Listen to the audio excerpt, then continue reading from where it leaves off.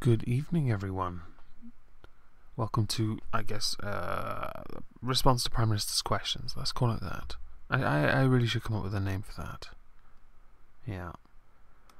I hope you're all well. This week's been rather interesting, politically speaking.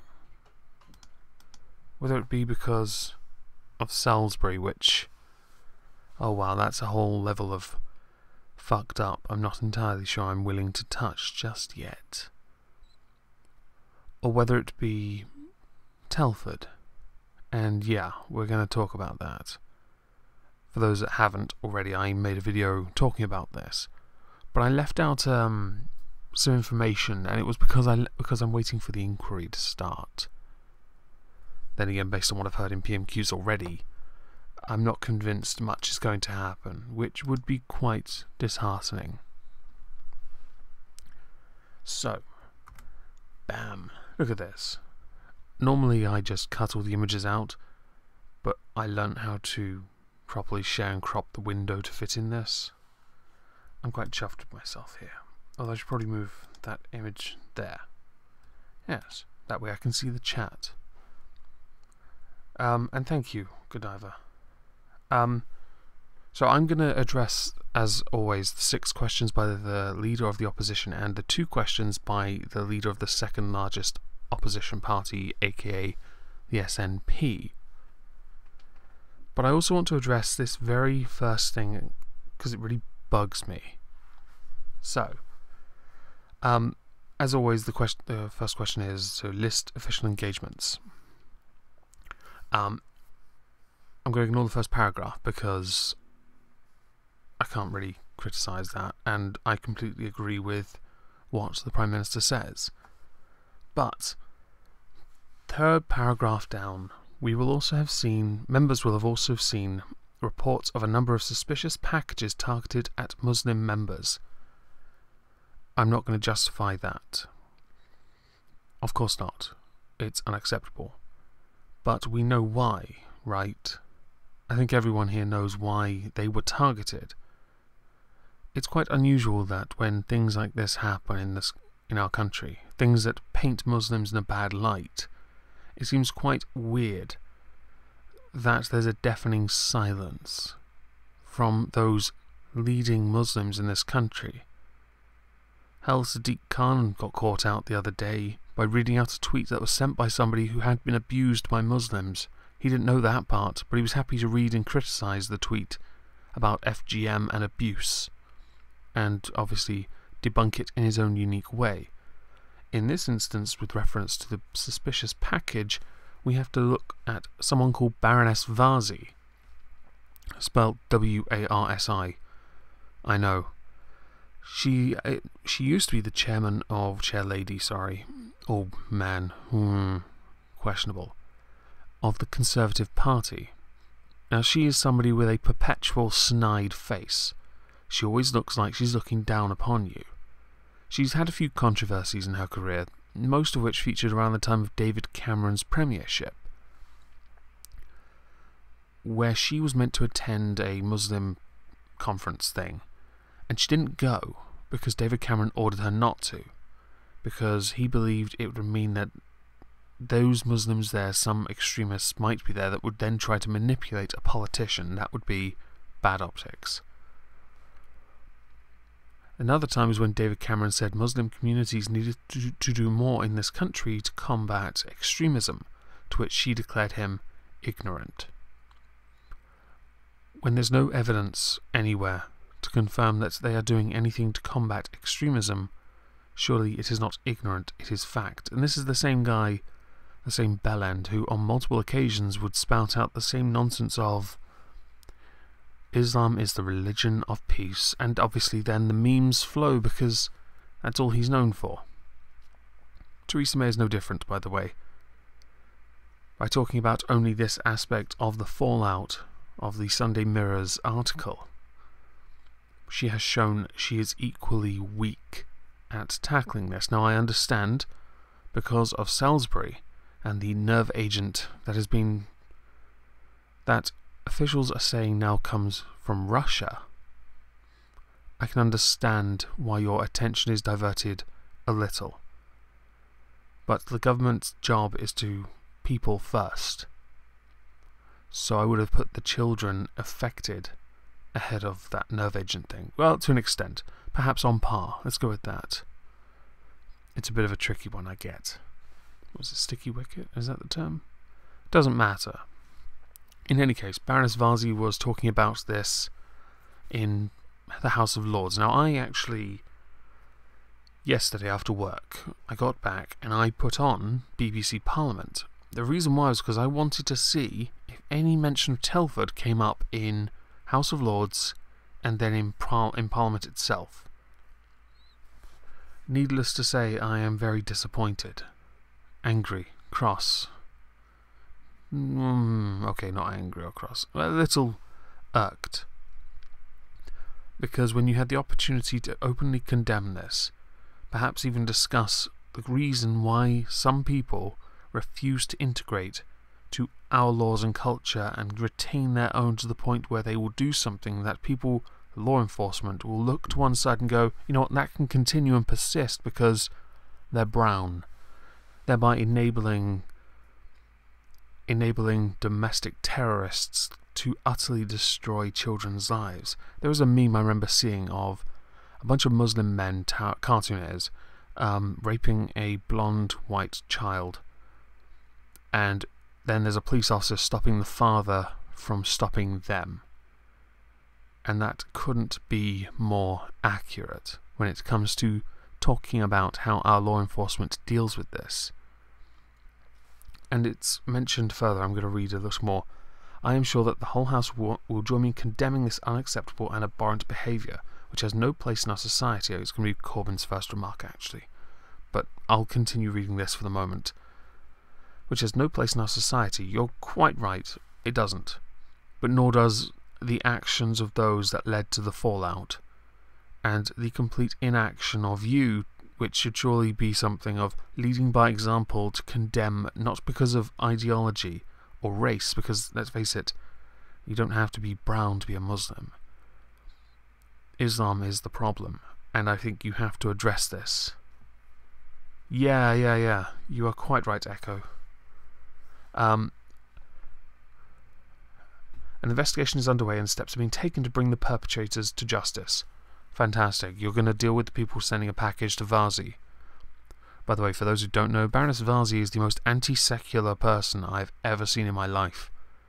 How the fuck she's in the House of Lords of all things is astonishing. I swear there's an ironic joke there. Anyway. Let's continue. I'll be making a statement. Oh yeah, that. Okay, so after PMQs today, there was a lengthy statement. It felt like an extension to PMQs. Prime Minister gave a statement. Jeremy Corbyn humiliated himself, which was hilarious. Because he said some of the stupidest things. If anything, it reinforces the idea that people think he works for the Soviet Union. Honestly. He does himself no favours. We will continue. Let's ignore the... Okay, so... This question with Vicky Foxcroft, I actually want to answer this because I think this is interesting.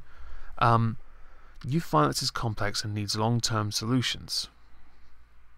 I guess this includes... I think this is a reference to mitigating factors like coming from a broken home or the place you live in, which, if anything, is a damning statement about the place you live in, you know, where it encourages people to carry knives or weapons of any kind. I prefer swords, but apparently that makes me old. But some things can be done right now, such as legislating to ensure that all knives and sharp instruments in shops are locked away or stored behind counters to ensure that no one can steal and use them. Will she do this? Now, I don't actually agree with this. I don't, because I think there's... It's a very blunt way of putting it. Yeah, that's a crap joke. It wasn't intended. But I think the idea of putting knives behind... It depends on, like, the knife. I think it depends on the store. It depends on the environment. I think there are a few circumstances where this isn't... bugger. There we go. Right. There are a few different instances where I don't see the problem. It's not like they're selling machetes next to the bread knives. Or machetes next to the... well, whatever those really shitty knives everyone has at dinner tables are, that apparently my house is a steak knife. Honestly, who the... Anyway, doesn't matter. Doesn't matter. But I do want to quickly touch upon current law on this, because I did pull up something for this. Where is it? Ah, yes, here we are. Selling, buying, and carrying knives. This is taken from the .gov website. I will put this in the description at the end of this. So, the maximum penalty for an adult carrying a knife is 4 years in prison and an unlimited fine. So that makes it dependent on what you are carrying and then the judge's own leniency towards you. You'll get a prison sentence if you're convicted of carrying a knife more than once. So you get a warning. Great. There are mitigating factors, of course. I go fishing. You do use a knife. That's just one of those things. It's for cutting bait. Okay? There are mitigating circumstances. Camping is another, of course, similar to that of night fishing, in fact. So the basic laws on knives: it's illegal to sell a knife to anyone under 18 unless it's a folding blade 3 inches long or less, 7.62 centimeters, basically. Carrying a knife in public without good reason, fishing, unless it has a folding blade with a cutting edge 3 inches long or less. It's illegal to carry, buy, or sell any type of banned knife, which would include... Oh, I've seen one that's probably the most brutal blade I've ever seen. I believe it's actually considered the most dangerous. It's basically... If anyone's seen Supernatural and the angel daggers, the ones that kill angels, it's like that, but the blade... It's got 3 blades on it, and they spiral down the shaft of the blade. When that punctures someone, yeah, you're fucked. Use any knife in a threatening way, even a legal knife. I would love to see that at the dinner table with a blunt knife. Someone's just waving it around in their hand, and then a cop just bursts in, then calls it in and says, "Can I actually take this person to the ground?" And then they're like, "Is that person white?" And they're like, "Yes." Like, well, treat him like he has a gun, and put him down. Which, by the way, is exactly how I imagine this to go. It's just... It's Britain, what do you expect? Hello, everyone in the chat, by the way. I do apologise for not reading. I'm just not very good at this. Yes, and I blame the Quakers as well, whoever they are. In Scotland, it's 16 to 18-year-olds are allowed to buy cutlery and kitchen knives. And then you've got the topic of lock knives, which are not classed as folding knives and are illegal to carry in public without a good reason, of course, again. So the things that are banned would include butterfly knives, disguised knives, a blade or sharp point hidden inside what looks like an everyday object such as a buckle foam brush or lipstick, which is astonishing. Flick knives or switchblades, basically. Gravity knives, don't know what they are. Stealth knives, I don't actually know what that is. Zombie knives, a knife with a cutting edge, a serrated edge, and images or words suggesting it is used for violence. Swords... You know, that really upsets me. Because I really believe we're letting go of a part of our history. There is an exception to this, such as an antique and swords made to traditional methods before 1954. Yeah, I have swords in this house. I can't take them outside. It sucks because I want to duel people, of course. There are more, like blowpipes. How the Okay, just to clarify here. A blowpipe is not a knife. Yes, a sharp object comes out of it, but that is not a knife. There is more weapons here, by the way. None of them are knives. You've got knuckle dusters, shurikens. Oh, yes. Oh, I love it. Batons, nice. Or a truncheon, for sure, for anyone who doesn't know what that was. Do Sikhs have exception for their Sikh daggers? I actually don't know. But I am actually quite intrigued to see what religious apparel would or would not be banned and under what circumstances they would be permitted, because I think it is probably circumstance based. I don't know much about Sikh faith to know whether there's a reason, a good one perhaps, to carry one, so I couldn't actually say. I'll be honest, I just think this is all absolutely ludicrous. So I'm done with that. So let's skip to Jeremy Corbyn. This... right. Yes. I, along with the Prime Minister, absolutely condemn the vile messages and threatening packages sent to Muslim members of the House. Can you see that virtue? Can you see it behind his socialist halo? And also the rise in Islamophobia and... Stop it, Corbyn. There's no rise in Islamophobia. There is a rise in criticism of Islam. This conflation is maddening, honestly. It's hilarious to think that you virtuous fuck, think for 1 second criticizing a faith is a phobia of a faith. It is not. I'll agree that the packages sent to Muslim members of the House, terrible. I actually think that is. I think if you want to make a point, you go to the other members of the party, you send it, not the package, but you send the criticism and make sure it's quite clear. In fact, if you want to do this on Twitter, you preface it with, the following is criticism, not Islamophobia. Get this into your rather dense, low IQ, retarded, inbred skull, you bumblefuck. That would be for Jeremy Corbyn. Okay? Because honestly, I don't care for the term Islamophobia. I don't think... Is there anyone actually afraid of it? I mean, okay, I can get the... if it's used in the context of, I'm afraid of the consequences of Islam taking over the world and then taking off my hands. Yeah, I get it. I get it, because there are some practices that are barbaric. And the fact that they're still pushed today. Hell, I was watching a video earlier, and there was the advert before was a 2-minute long advert by an imam talking about his faith and about certain parts of the scripture, and then he read it out in Arabic and translated it, and I was like, your texts allow you to lie. I have no interest in this discussion. Why is this advert here? If I could, I would have downloaded it and made it a response video. Which I haven't done many of on my channel, have I? Recently, anyway. I think Machine Head's Bastard Song was probably the nearest. And yes, England is fast becoming Kakistan. Airstrip 1. Yeah. As far as I'm concerned, though, I don't care about... I don't really care too much about the packages. Obviously, it's bad, but my interest is in the reason behind it. Those people, yes, while they did a bad thing, they are furious at what's happening in this country. And this is a damning statement about the House. You would rather do that, talk about that, than talk about all the children, and let's face it, they are predominantly white children being absolutely destroyed. And I want to make it quite clear. You've got a comment here about, let's see, we have to stand united with any community that is under threat at any time.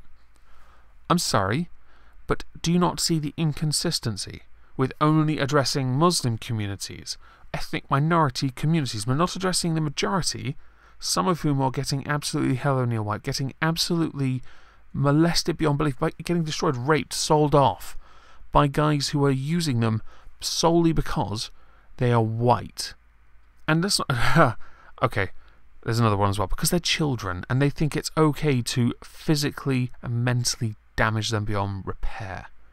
Some of these people will have then grown up in their lives and thought, you know what, my country hates me. Which it must do, because honestly, why the fuck would their country just stand to one side and allow this to happen?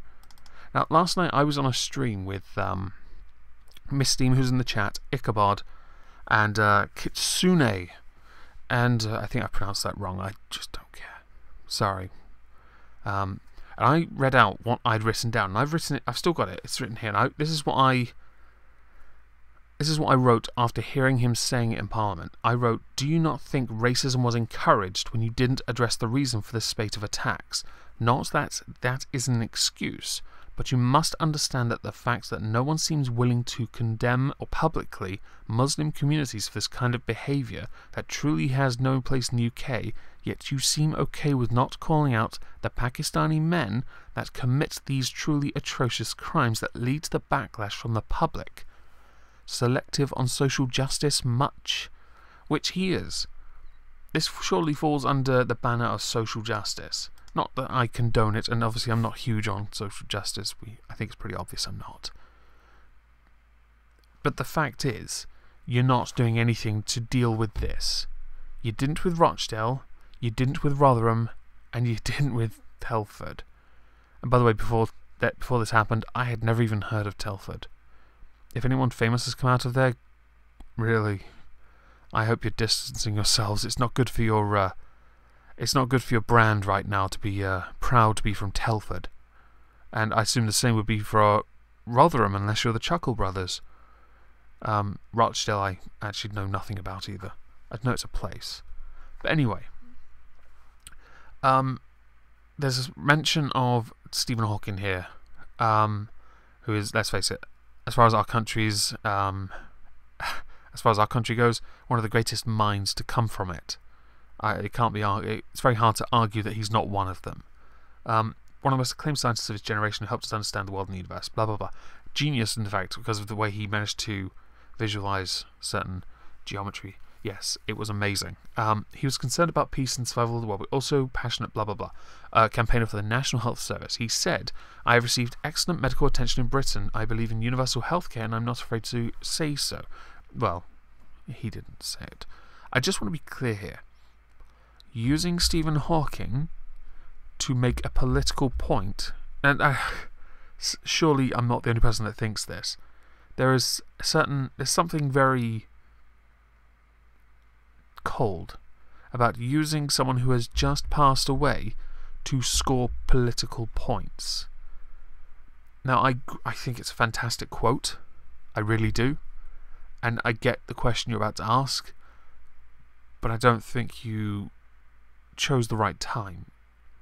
Perhaps instead of bleating on about the NHS today, which you predominantly do, perhaps you could have talked about Telford. Or am I the only person that thinks that this is something that could have been discussed now? And I'm sad too, he's gone, and it was definitely a scummy thing. Yes. Yeah, BBC needs to be sold off to number one. Honestly, I agree with you. But I believe instead of asking questions about the NHS, which you've done... Oh, I'd have to scroll through the list of Prime Minister question responses I've done, but I think it's at least twice already. You spent I think it was you that did it once, and then Emily Thornberry when she covered for you. You know, while you were on your allotment making jam and potatoes. Anyway, if we believe in universal healthcare, how can it be possible for someone to live and work in this country and pay the taxes and then be denied access to the NHS for life-saving cancer treatment? Can the Prime Minister explain? Now this... You have to understand, that seems very specific, doesn't it? That sounds like an isolated incident and not a growing trend. Because otherwise, this would sound like it wasn't a case of bollocks, bullshit, nonsense, quite frankly. It shouldn't be possible. The answer is quite clearly. He asks, how can it be possible for someone to live and work in the country and pay their taxes and be denied access? They shouldn't. Our rules, our laws are quite clear. But because he's asked the question, it leads me to believe that someone has been affected in this way, which I think then is a waste of a question. He spent so long virtue signalling and using Hawking for a cheap point scoring exercise that he wasted, I think, 2, maybe 3 questions now. He will certainly later. And again, I really don't understand why no one has made a statement on Telford. I really don't. How about Lord Pearson booing over saying, can we talk about Islam without being accused of hate crime? Yeah, that would actually... I saw Tommy Robinson's interview with him, I believe. I believe it was an interview you did with him. I was watching something earlier with that. So anyway, the response Prime Minister gives is pretty basic. And I'll be honest, it is a case that at this present moment in time, yes, the Conservatives don't have the worst possible record on cancer. But with the fact they're putting more money into the NHS, it's very difficult to attack the financial aspect. But Corbyn will. Of course he will. He's a socialist that likes the idea of people investing more money, which is an oddly capitalist thing to want. Anyway, I will read what she wrote. What she said. Blah blah blah. Join the right honourable gentleman in saying that there is no place in our society for hate crime or racism, whatever form it takes. How about the racism that takes place when Pakistani men rape white children? How about that? Are you going to fix this? Are you going to address this? Are you actually going to deal with the fact that there is actual racism taking place against those that are the majority race of the country? The ones that haven't integrated, that have come here under the guise of being refugees but are economic migrants at best, who have then decided to take it on themselves to utterly ruin people, ruin their lives. And when you do it at such a young age, which is why I'm not pro-pedophilia or paedophilia or whatever you want to call it, or child pornography, fuck you, Amos Yee. Seriously, you attention-seeking little skank. I hope you rot in a gutter somewhere. Along with every single person involved in Telford and Rotherham and Rochdale and any other paedophile, grooming, sex ring bollocks. Honestly. No spoilers. I think if you want to be consistent, Theresa May. Weakest Prime Minister since John Major. No, since Gordon Brown. No, Gordon Brown, definitely. You're weaker than Gordon Brown. That's how embarrassing you are. If you want to be consistent with this, okay, you've only... And by the way, our hate crime laws are an embarrassment. We could spend hours talking about Lauren Southern being kicked out of the country because they think she's far right. I'm sorry, there's no hate crime involved with being a far right activist, but she is a libertarian. She's not a far right activist. Bring on the... I honestly... Okay, so I still think with those that have committed... okay, so let's go with 20-year-old me. And I think a number of people know this. I said that 20-year-old me would want people involved to have their genitals removed. And I'd want them put in a bulletproof, unbreakable jar in the prison cell that they'll be occupying. And I want them to be able to spend every single moment that they're awake staring at it, watching their genitals decompose. I want them to see their junk rot, so they know they will never get to fuck again. Never get to experience pleasure. Hell, if we got some aspects of Islam in this country, no one would. Gotta love that FGM, right? And politicians love to talk about banning FGM. I've seen it in quite a number of PMQs. Yeah, can't wait for you to finally get onto MGM. Really, can't wait for that. But let's not get too stuck on that. Let's focus on the fact that children are being abused, and you want to focus on hate crime or racism, which, by the way, the very act that the police ignored was racist in nature. And hate crime is not exclusive to the far right. It is also exclusive to the far left. And hell, you could say there are some extremists in the centre. You know, those extreme centrists that are so indecisive. They're so indecisive, they're extremely indecisive. I know that sounds like nonsense, and it is. I'm hoping the sarcasm was obvious enough. It is quite irritating to know that you will say these things about wanting to deal with hate crime or racism, whatever form it takes, but you actually won't do anything about it, because you'll be too busy focusing on, quotes, the far right, under the guise of what they're preaching to be Islamophobia. But they're not preaching Islamophobia. Some are doing documentaries on South Africa's absolute racist regime, and others are calling out Islamic bullshit that has been taking place in this country for 40 years. 40 years. Some of you weren't politicians back then. I don't even think Jeremy Corbyn was a politician. And you know what? Let's have a quick look. I'm going to Google this. Let's find out when he and Theresa May were politicians. Let's have a look. Theresa May. Right. Let's pull her up on... No, not the funny face. I use some of her funny faces for images. She took up office. When did she assume office as a politician? Assumed office in 1997. Right. Let's have a look at Jeremy Corbyn. Wow. Oh, no. Corbyn. There we go. Right. Let's find out. Jeremy Corbyn. He assumed office as an MP 1983. So he started around the time this shit was happening. Nice. By the way, for someone who was never a career politician, you sure have spent a lot of time in Parliament.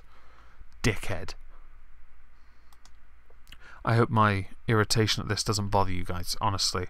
I just find it quite problematic that someone so blatantly thick has gotten away with saying what sounds like good things. Like they're going to, like they say they want to do something about hate, racism, and obviously inequality. Working with communities, all communities in the case of Corbyn, but no, they don't. He really just wants to work with ethnic... You're not going to get elected by the majority of the country if you're only working for those that are ethnic minorities and then guilting the rest of the country into voting for you. Dickhead. I'm pleased that we have a good record on cancer project, blah blah blah. Let's ignore this because it's obvious that his question is specific and a waste of a question because he's now going to talk about it. Which to me is it does sound like he had an hour before PMQs and thought, you know what? We should probably write some questions down. We probably should. And when is he going to bring back the format he brought in when he first took over as the leader of the opposition? Where he had people submit questions to him. And those that got asked the most were the ones he'd asked in Parliament. I think that's actually probably better. Because I think then you're definitely someone that sounds more like a man of the people. Unless, of course, you're only going to be a man of the people for, I don't know, Shaniqua and Amir. Honestly. So Amber Rudd has to go. Yeah, Amber Rudd's a fucking joke, isn't she? The war on drugs. Oh, okay. I have to address this. The war on drugs is the funniest thing I've ever seen. Okay, second funniest thing I've ever seen. It is very funny. I cannot understand why people still it's still called the war on... It's a war you can't win. Okay? I talk to people every day, some of whom just smoke a spliff. I mean, I don't personally touch anything. I think the most potent thing I have in this room, no word of a lie. Okay, I've got some multivitamins. I've got some cod liver oil. Oh, here we are. I got some Panadol, paracetamol basically, because I couldn't get ibuprofen. And antidepressants. I am... Oh, actually, I need to take one of those. I don't do illegal drugs, but I don't see... I had one argument once with Undoomed. When I first started on YouTube, he had like 5,000 subs. I had 34 subs. And he and I were in an off-air hangout with Positive Improvement and Griffix. And he and I were arguing, almost like the Kumite, in fact. We were just abusing each other about drugs. Because I personally, from a chemist perspective, from those that spend always time in labs, I didn't at the time agree with legalizing drugs. Certain drugs, anyway. He disagreed because he's in California. I believe he lives in there. He's not from there, though.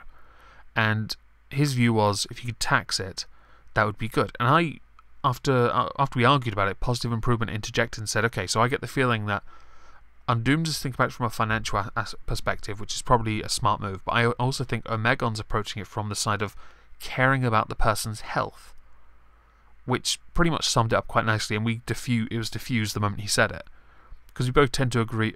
After a bit of thinking, I kind of agree with the idea of if it makes money, as long as it's not Class A, I can somewhat see the point. But I do maybe some restrictions on certain drugs. I don't see the point in banning or a war on drugs. Thing is, scientists for decades in this country have been publishing papers, and the government ignores them about use of certain drug use in this country. We can't touch certain drugs because of it, and we can't run tests because of it. And this is a problem, because we need to be able to improve, and we have to rely on other countries to do it for us. How are we supposed to be innovators if we're behind? Maybe it's just me that thinks this. Although, Undimmed and I did have a good laugh afterwards. Sorry, Undimmed. And he calls me Oregon, of course. So, Jeremy Corbyn's second of 6 questions, and I have waffled for 35 minutes and only gotten that far. I am so sorry. Right. I will indeed be writing to the Prime Minister about the case about which I am concerned. It relates to a man that has lived in this country for 44 years, has worked and paid his taxes. Obviously, he's an older gentleman, of course, and is now being denied cancer treatment. I suspect he's alone in that, although it could be means assessed or possibly that his cancer isn't as aggressive or does not require that treatment when another is available, possibly. You'd have to know more about the case. I do want to, from Hillary, a British pensioner, relevant to the point that the Prime Minister just made, who wrote, I am now having to pay for my thyroid medication because the CCG needs to save money. I have worked all my life, paid national insurance, and this is not fair. I agree. I actually do in this instance. But there are a lot of there's a lot of unfairness affecting what is, I believe, some are called the waspy women, those born in the 50s, that have to retire later. But we're an aging nation, we're living longer, healthier lives. It's a case of, if we're able to live longer, I'm afraid you're going to have to work a little longer to be eligible. I'm sorry. Last March, the Health Secretary said, and I don't like this Health Secretary, he's a fucking idiot. It is absolutely essential that we get back to the 95% target. Oh, that target. Oh. Okay, for accident and emergency waiting times, and that should happen in the course of the next calendar year. Well, the calendar year is now up. Can the Prime Minister explain why that is no longer possible? For this, I want to address something on another source I have. Where is it? Here we are, on the NHS website. And I will also link this in the description after I'm done here. Oh, I've got a headache. Handy, I bought paracetamol. If you're referred for there's a guide to waiting times in England, there is a thing that's going to come up, and it's going to be a case that other devolved administrations are going to get mentioned, and I think it's a cop-out answer, because I think when addressing the Parliament, when addressing the United Kingdom Parliament, Jeremy Corbyn's not actually addressing he can't or doesn't have the right to address Scotland, Wales, and Northern Ireland. Their devolved administrations are in charge of their NHS. So in this instance, this question is only focused, realistically, on England. And there's nothing wrong with that, so we're going to address that. So there's a segment in the NHS website for referral service waiting times and appointment booking. It says if you are referred for a physical or mental health condition, you have the legal right to start non-urgent consultant-led treatment or be seen by a specialist for suspected cancer within, and then there's a separate link for maximum waiting times. I'll pull that up because I forgot to do that. Do as you're told. There is a few bullet points underneath. Waiting times start, and then you've got a load of nonsense about time periods. But there's an 18-week reference. That's how long they have to deal with you. But the maximum waiting. So here we are. Here it is. Maximum waiting times for non-urgent referrals. The maximum waiting time for non-urgent consultant-led treatments is 18 weeks from the day your appointment is booked through the NHS e-referral service, or when the hospital or service receives your letter, referral letter that is. You have a right to an 18-week time does not apply if you choose to wait longer, delaying the start of your treatment is in your best clinical interest, for example, when stopping smoking or losing weight is likely to improve the outcome of the treatment, which is reasonable. I think that's actually not so bad. It is clinically appropriate for your condition to be actively monitored in secondary care without clinical interventional diagnostic procedures at that stage. Nothing wrong with that either. Excuse me. You fail to attend appointments, of course. That, of course, changes everything, and your treatment is no longer necessary. Right. Now, there's one more that mentions the maximum waiting time for suspected cancer is 2 weeks from the day your appointment is booked. Okay. Problem is, and I get this is where it's later going to crop up with Hawking, that the record isn't so good. Now, it's not so bad in Scotland. Actually, Scotland has a pretty good record. Their waiting times, I remember looking at them a few weeks ago. They're pretty. Actually, they're probably the best in the UK. England second, Northern Ireland third, Wales. Oh God, Wales. You can, of course, compare waiting times. I'm not going to go into that because it's nonsense. I have a strange feeling in about 1 minute you're going to hear a cat meowing on my end, followed by a sudden choking sound when I kill the cat. Anyway, and yes, this was anonymous, I'm surprised you're here. Because I'm talking about UK politics, and this is really, really boring. You're welcome. Right. So the Prime Minister responded, right, yeah, so there's a nonsense here about the individual case and the fact that he had actually written about one before, but he hadn't actually written the letter to her about it, which we'll get to. What we have done in relation to cancer treatment is ensure that more diagnostic tests are taking place. More people with suspected cancer are being seen by specialists, and more people are starting treatment for cancer. That is why I say we have seen an improvement in the cancer without a break. I told you like a minute, right? Meow. I'm kicking this cat out, hang on.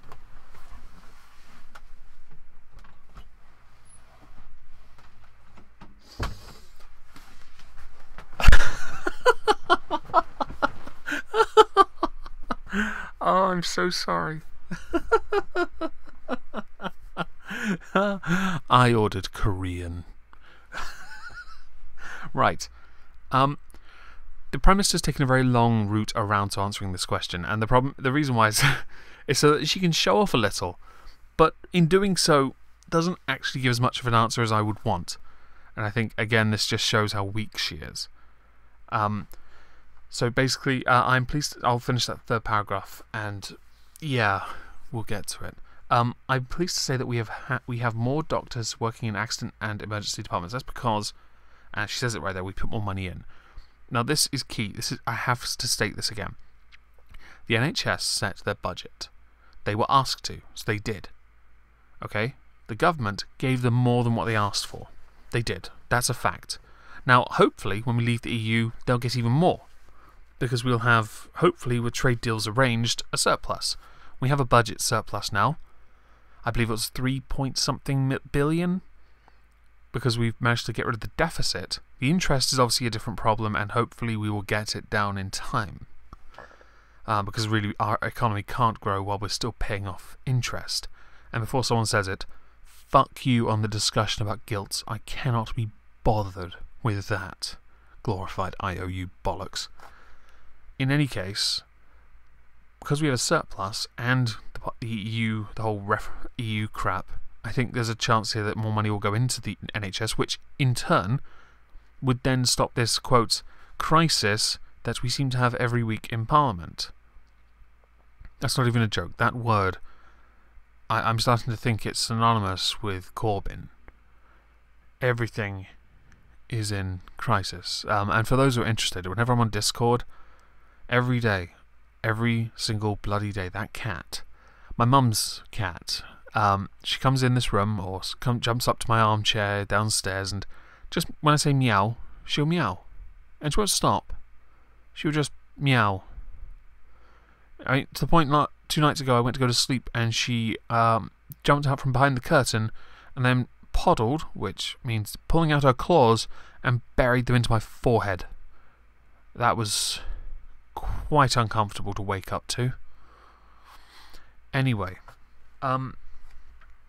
Corbyn's he responds to the part about the writing. My understanding is that Georgina's case was resolved before the Prime Minister was required to do anything about it. There was a little interruption. That was quite funny, although to me it seemed quite coincidental. If nothing else, Mr. Speaker, that proves the power of Parliament, which, if anything, proves the selective power of Parliament, because you have the power to stand up right there and say, we condemn those that took advantage of children. Children don't have what you have. They don't have that knowledge, the understanding, the power. They don't have, well, by comparison, they don't have any agency. They really don't have the strength. Although you are in your late 60s, your strength is diminishing. Hell, I've seen you when you shout every word. You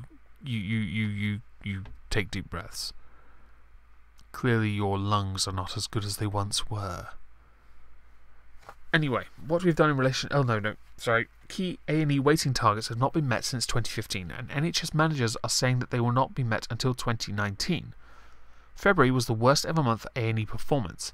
NHS Providers Director Saffron Cordery said, "This is the first time we've had to accept that the NHS will not meet its key constitutional standards.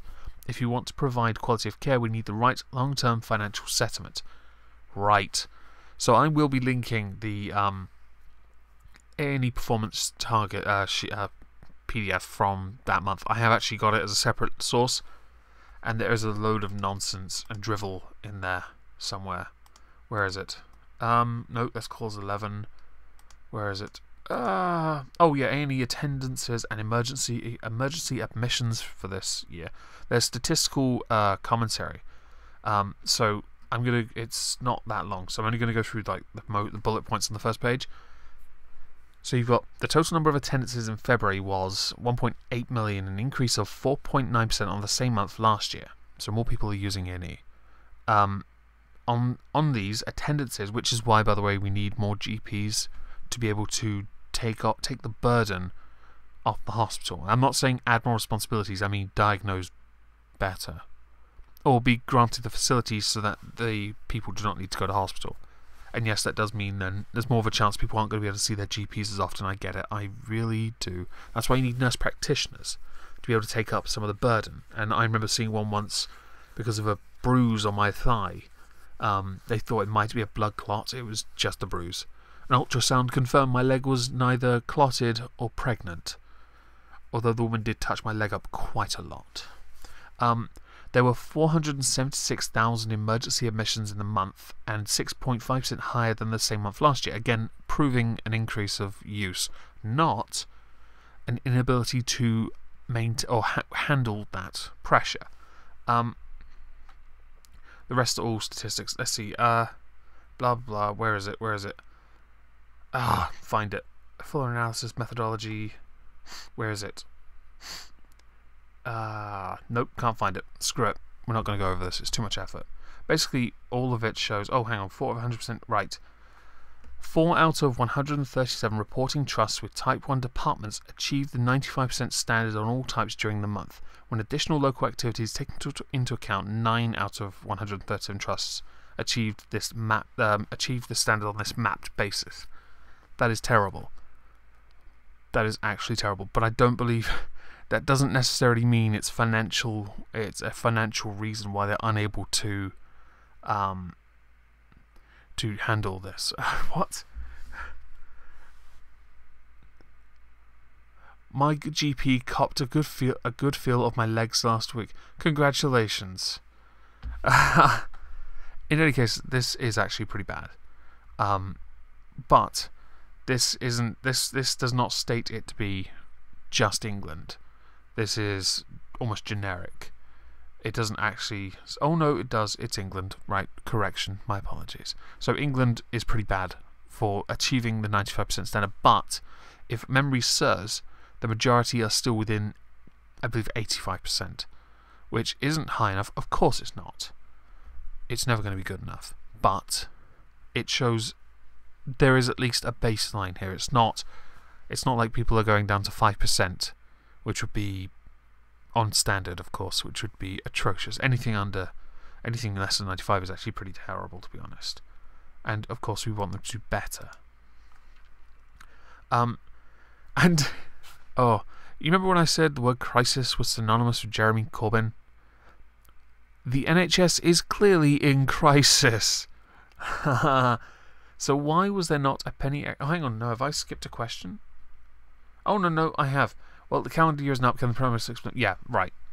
No, I didn't. Sorry. English words are really confusing, okay. He mentions the NHS is in crisis. Why was there not a penny extra for it in the yesterday's statement by the Chancellor? I haven't seen the statement, so I can't actually comment on that too much.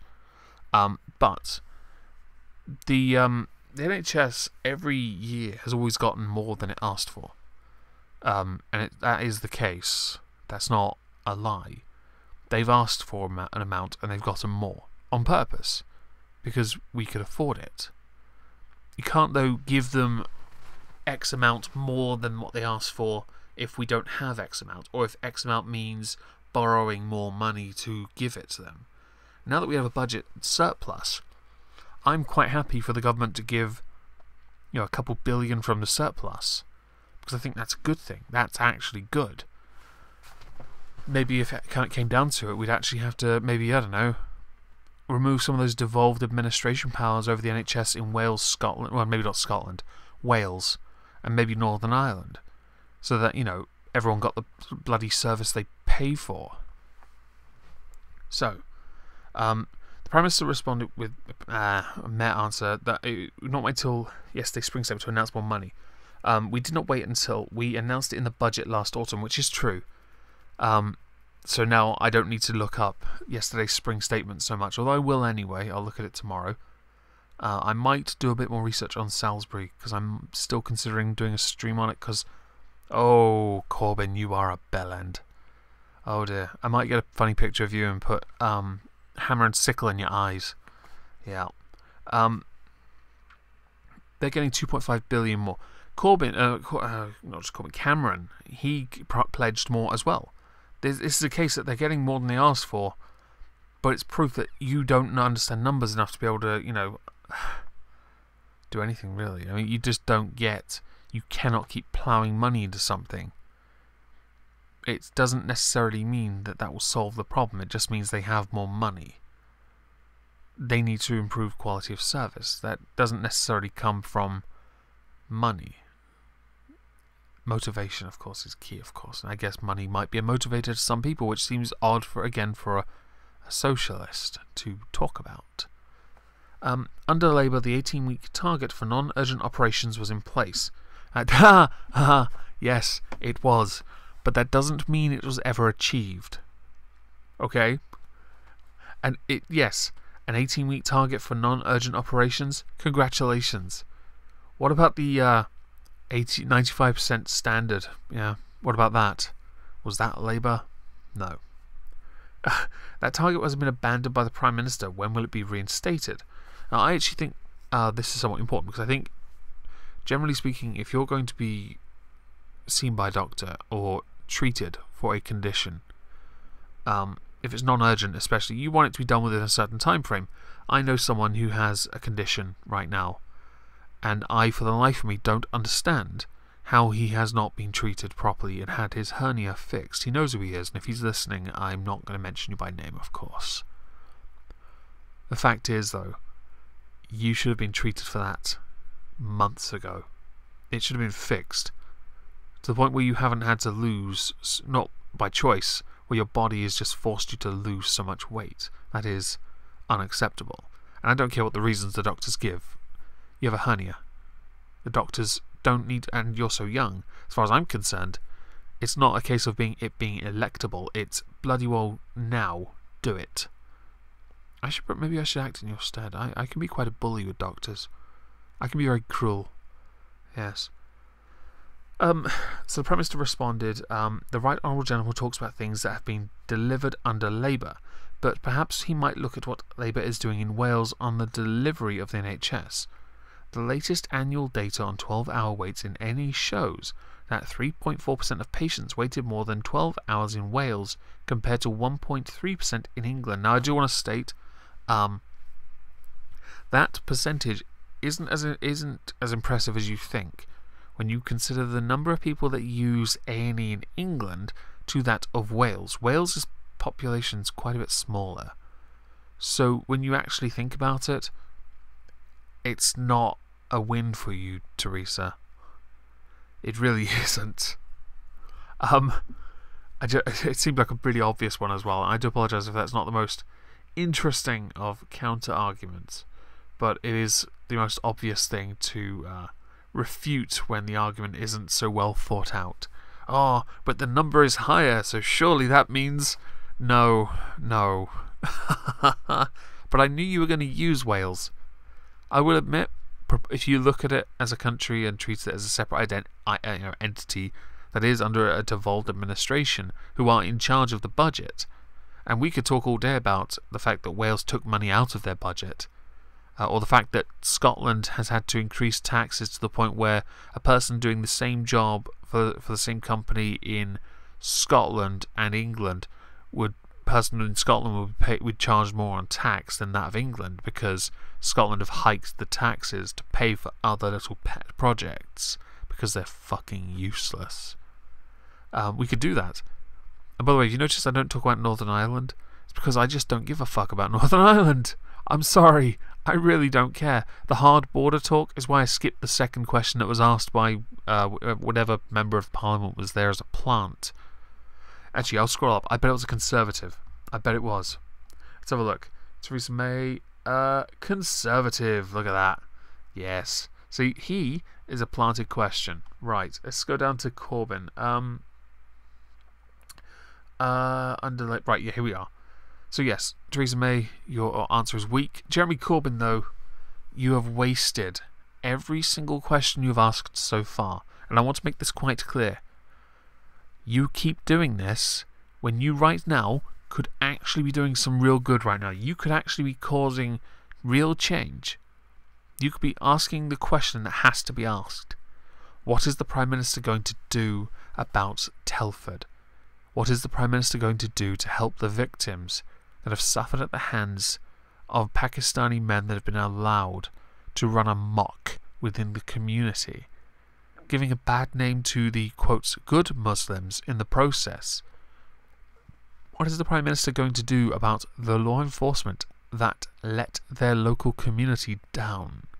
What is the Prime Minister going to do about the council that has quite a lot of Conservative and Labour members that don't sit? I think there's one or two Liberal Democrats, but honestly, who gives a shit? That have not done a thing, or have actively gone around covering this up. How racist is that? And no, this isn't reverse racism for those that have that kind of mind. This is racism. I remember hearing about, we must destroy the white people because they are the infidel. The white women are the whores. We have some whores, yes, but they're in Essex. Fuck's sake. If you want to fuck a whore, just go to Essex. You know which ones they are. They're the ones that are man-spreading, okay? Bring a nose plug. So, Jeremy's, I believe it's his final question. No, it's not. Right. I think it's his fifth question. If you notice here, the speaker interrupted. It did get a bit tense. Next week, I might, instead of using paedophilia of peace, right, I'm thinking about using the video instead, because I think that might speed things up a little, but also you can then understand my irritation better. I don't think UK Parliament channel would copyright claim this, because they don't exactly make money from this. They don't monetize. I think they should, though, to be honest. I think they should, because then they can go towards paying for some of the bloody renovations on that place, which is going to cost billions. Anyway, let's continue with the question. Yes, Jeremy's question. NHS England has abandoned any targets until 2019. So it's a bit rich for the Prime Minister to be scaremongering about Wales while she's abandoning targets in England. And I tend to agree, because this is, as stated, devolved administrations have their own concerns. They have their own parliaments. They're their own problem. Yes, you're the Prime Minister of the United Kingdom, but he's talking specifically about England, and you are then deflecting, which does not help. It's not productive. It's reductive, I guess. So there was an interruption. No one cares about Berko. I think some people are actually trying to get him fired again. But he's a pretty good speaker, I have to admit. He's in Parliament. He can command the room.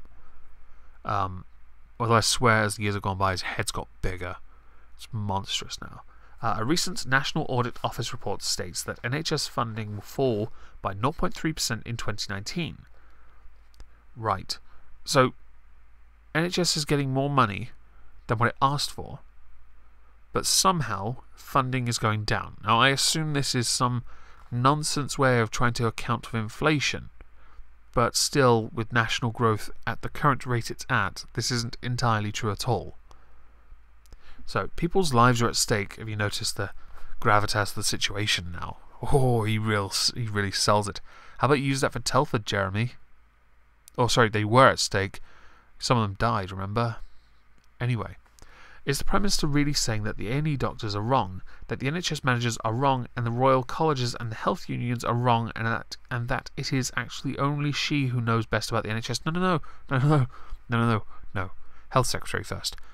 And they set... How does he not get that? I swear he doesn't listen to the answers half the time. They, the NHS, set their budget. Okay. Fucking hell. The Right Honourable Gentleman talks about scaremongering in Wales, but I was pointing out the facts about what is happening in NHS in Wales. That is why we often see people in Wales trying to get treatment in England rather than in Wales, which is actually true. We are putting more money into the National Health Service, but in order to do that, we need to ensure that we have a strong economy that had to come up to provide the money for the NHS. What do we know about Labour policies? They would cause a run on the pound, which they would because they want to borrow hundreds of billions. Yes, I know guilt. Fuck off the person who will inevitably comment that. Fuck off. Crash our economy because yes, to the point where we can't pay back the debt interest, that would cause an economic crash.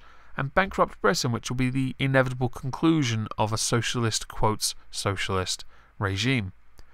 So there would be less money for the NHS, which it would. And this is why the fact we have a budget surplus is a good thing. Because we're finally starting to show recovery from those years of damage. You can't ignore them. I don't like blaming the past for what happened. But fuck me, Brown and Blair were horrific. Honestly, spend is not an answer. It's not a solution.